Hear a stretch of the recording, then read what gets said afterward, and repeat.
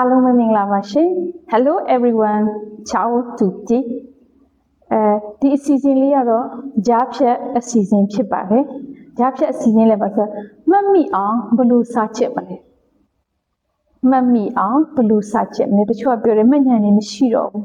မမှတ်မိနိုင်တော့ဘူးမဖြစ်နိုင်ပါဘူးเนาะဘာလို့လဲဆိုကျတော့မှတ်ဉာဏ်မှာကျွန်မတစ်ခါလေးသင်ခန်းစာတစ်ခုမှလည်းပြောခဲ့ပြပါတယ် visual memory စက္ကူအာရုံနဲ့ဆိုင်တဲ့မှတ်ဉာဏ်ရှိတဲ့ auditory memory အကြားအာရုံမှတ်ဉာဏ်ဆိုတာရှိပါတယ်တချို့ကတနေရာသွားတမျိုးသွားနေရာအများကြီးသွားဖြစ်လဲမှတ်မိတချို့ကျတစ်ခုခုကြားရတာနဲ့ပဲဖြစ်လဲအလွယ်တကူမှတ်မိတယ်ဒါကြောင့်မလို့ကျမတို့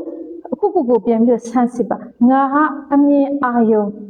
အားကောင်းသလားဒါမှမဟုတ်ငါဟာအကြားအာရုံနဲ့ဘာဖြစ်လဲမှတ်ဉာဏ်ကောင်းသလားပေါ့အကဲက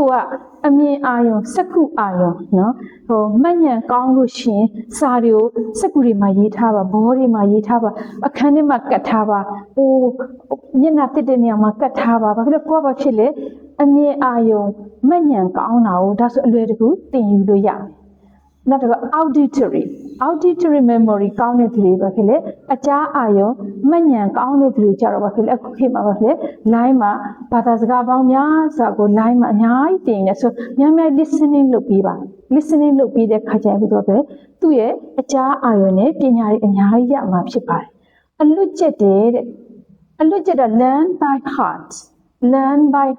အလွတ်ကျက်တဲ့ဒါမှမဟုတ်လေ memorize မှတ်မိစေတယ်တဲ့ကျမတို့ဘာကြောင့်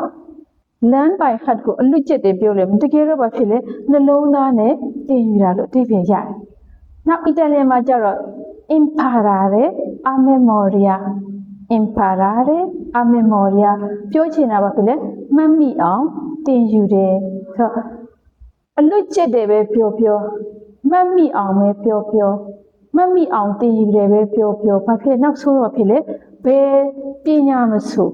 နေသည်မြင့်သည်အလေအလတ်ဖြစ်သည်မဟုတ်ဘယ်ပညာမဆိုဘာဖြစ်လဲကျမတို့အသေးနှလုံးနဲ့မှတ်မိအောင်သင်ယူဖို့လိုပါတယ် We will learn with all our hearts